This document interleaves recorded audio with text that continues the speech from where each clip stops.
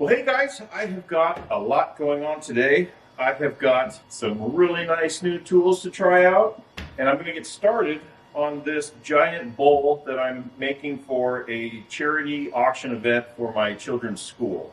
I'm going to be turning this crotch piece of English walnut into a roughly 14-inch bowl and then donate it to the event and see what kind of money it brings in. Let's get started. Now, I've been looking at this piece for quite a while. And I was originally thinking that this would be the top, and I filled some of the cracks with epoxy. I wasn't originally going to do a live edge bowl, and now I think I want to do one. So I think there's a little too much contour on this side. I've got another crack here, and so I'm thinking that this side is a little flatter, and we'll make a little bit more uniform bowl. Not that that's a necessity with live edge, but this top is also a lot more structurally sound. So I'm going to probably carve out a flat spot for my faceplate and then lay out my bowl, cut off the edges as much as I can, because this is going to be a big heavy monster swinging around on the lathe. So I'm going to trim it down the best I can. First order of business is take a Forstner bit and flatten out a spot here. Now I've kind of laid out a circle in the general area of where the faceplate needs to mount.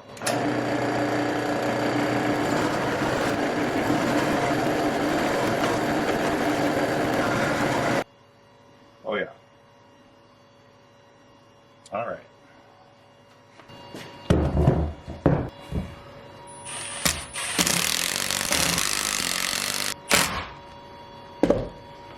All right, I'm gonna lay out my circle a little bit better and trim it out with probably my electric chainsaw.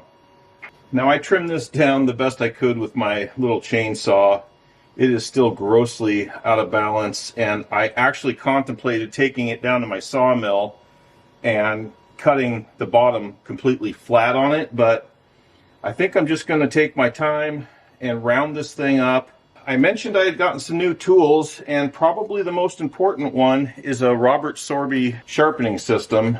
And it's amazing how badly out of whack my gouge was trying to freehand sharpen it on my horizontal sanding belt. So I've got this thing sharpened back up. I also bought this 5/8 bowl gouge. It's a Crown Tools gouge, and it's got a long grind on it. I'm waiting for an attachment from Sorby so that I can do these long grinds to resharpen this.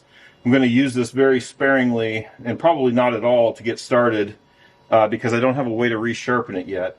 Should be a couple days. Now I can only get about 225 RPM out of this, so it's going to be slow going for a while. I'll probably have you guys get started with me, and then I will kind of jump forward to where we're round and able to actually get some RPM.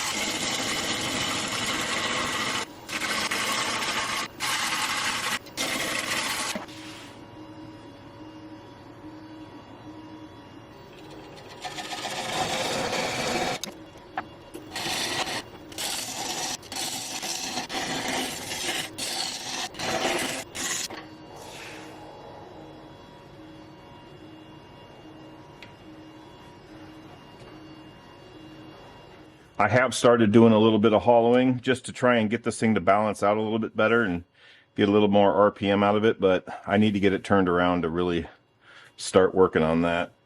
Well, I've done a bunch of sanding, and I have these cracks in it. This piece of wood, this tree's been down for like 7 years, but it's only been cut up maybe a year, and so there's a lot of checking going on.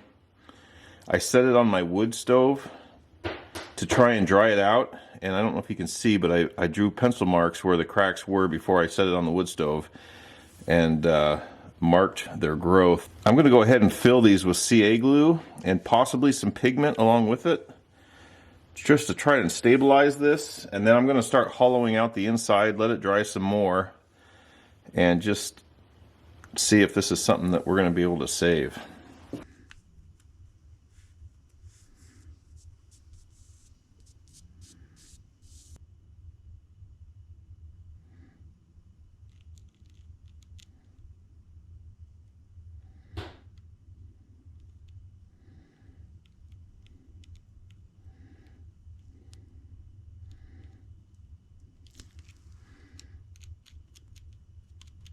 I think what I want to do is get this thing flipped around so that I can hollow out the inside, and then I want to let it dry by the stove for a few more days and see if we get any more cracking and deal with those and try and get this thing finished up.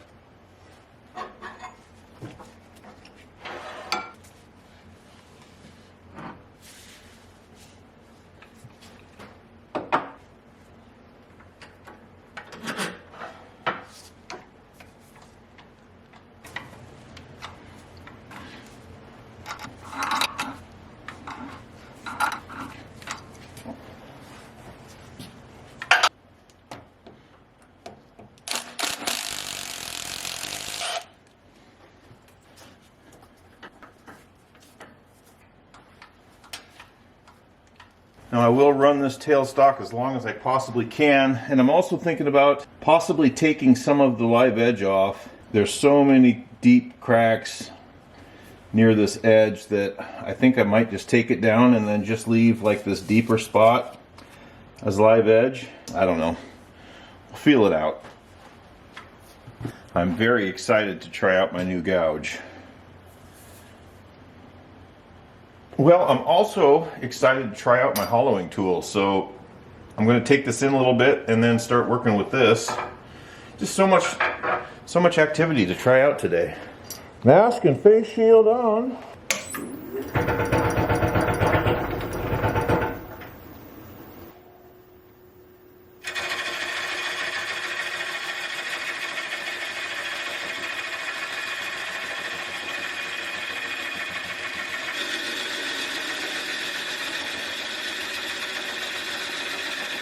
What a difference a quality tool makes, holy smokes.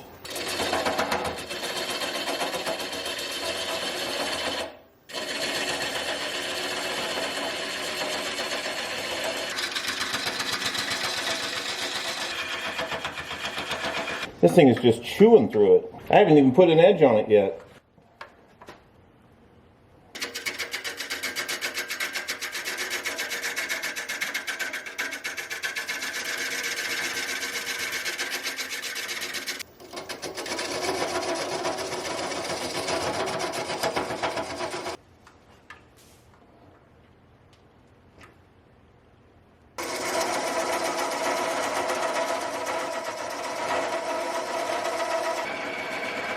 I think it's time to try and put an edge on my new gouge.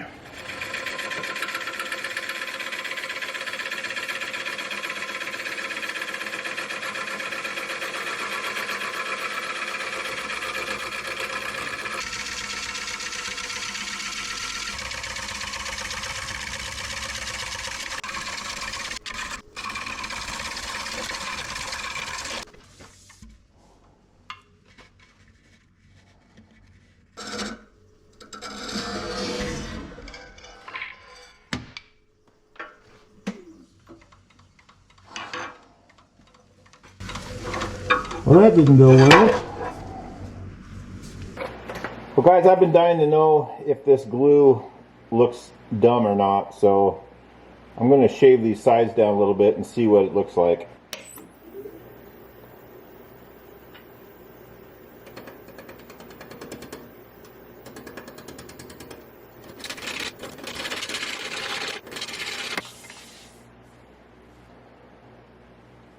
Getting tear out, so I think I'm just going to sand it.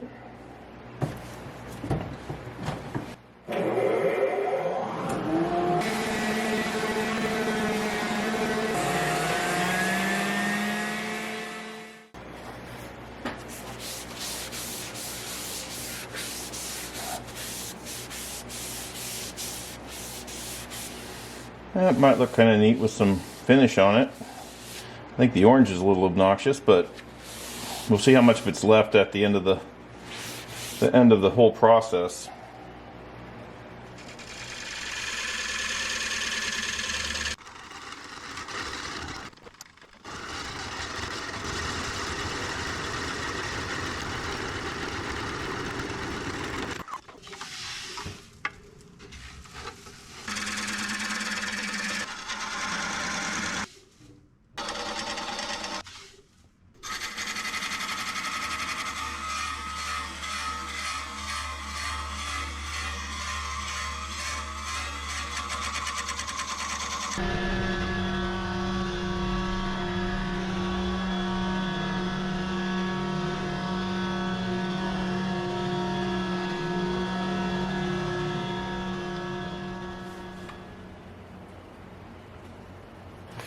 Well, we're on the home stretch here, guys. I've got it sanded up through 320 grit. The bowl's a little thicker than I would normally want to do, but you've got a lot going on. I didn't want to go any deeper because you've got this insane grain pattern going on. You've got two piths going through this, so I wanted to leave it a little thicker to make it more stable, but I think we're ready for some finish. I've got this can of Rubio that's drying out on me. I think this is the last time I'll be using it, but in the future I won't be buying such a large jug. They tend to dry out.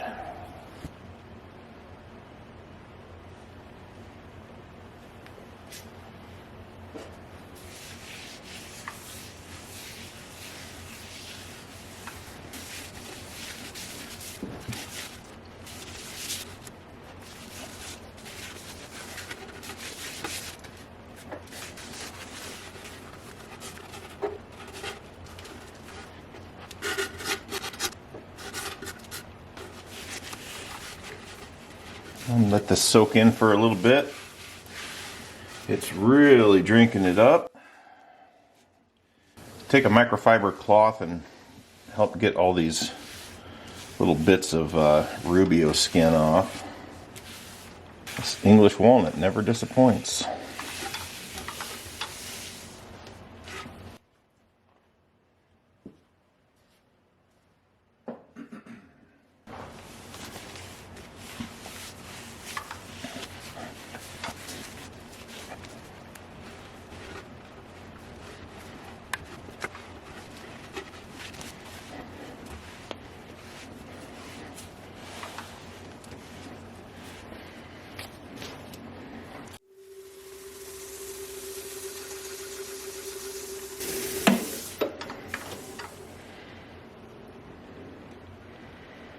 Boy, look at that thing shine.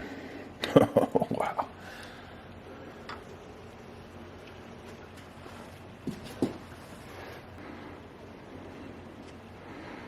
Look at the way that shines. That is incredible. I might have to bid on this one myself.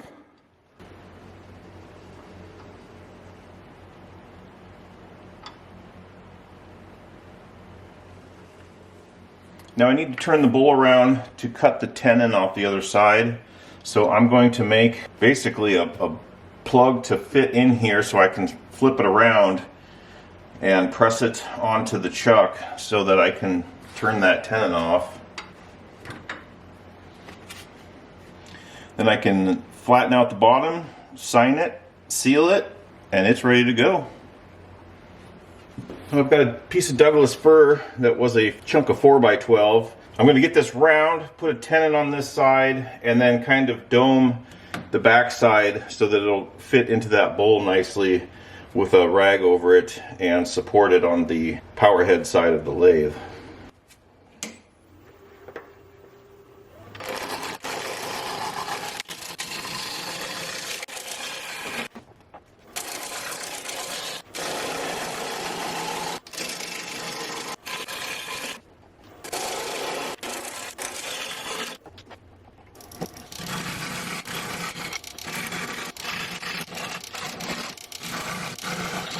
If you're wondering why I didn't just round off this edge and put the bowl on there and be good to go, I'll probably set this aside and use it again in the future. So I want to put the tenon on it.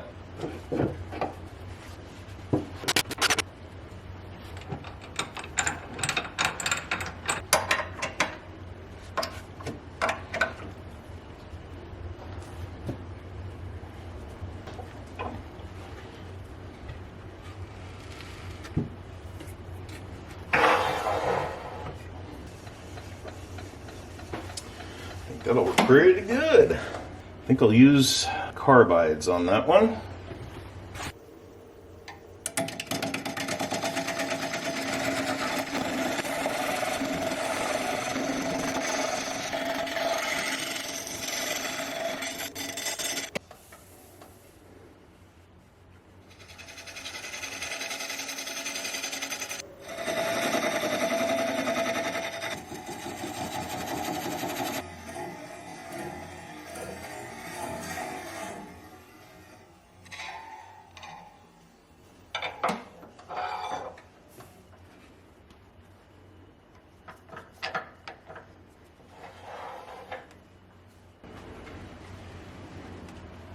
Success!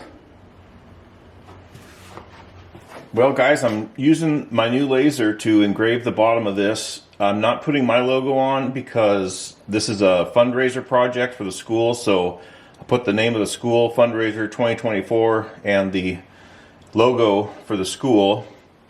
And because the bowl is so tall, I've got limited space in here. I removed the cutting grates and the crumb tray, so essentially the bottom of the machine is open. And I just set the bowl up underneath, put the laser on blocks like somebody stole its rims, and this should work. So let's send it.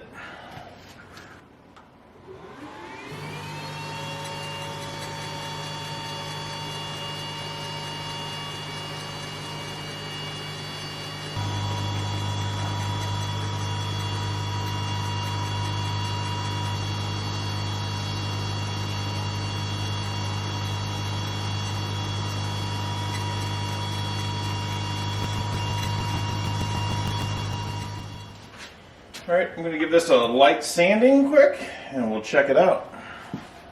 Well, here it is, guys. I think it came out pretty good. I definitely learned a lot, like having quality tools makes a big difference and a good way to sharpen them. Of course, at the end of this video I'll have some beauty shots of this, so stick around for that. Well guys, I appreciate you watching this one. I'll keep you posted on how it does in the auction. If you haven't checked out my laser review video on that laser I used to engrave the bottom of this, do so. The thing is awesome. You saw how well it worked on this. I'll have a link to the information on that down in the description, but stick around guys. For those of you that aren't as much into the turning as you are the logging and the sawmill stuff, I have a good one.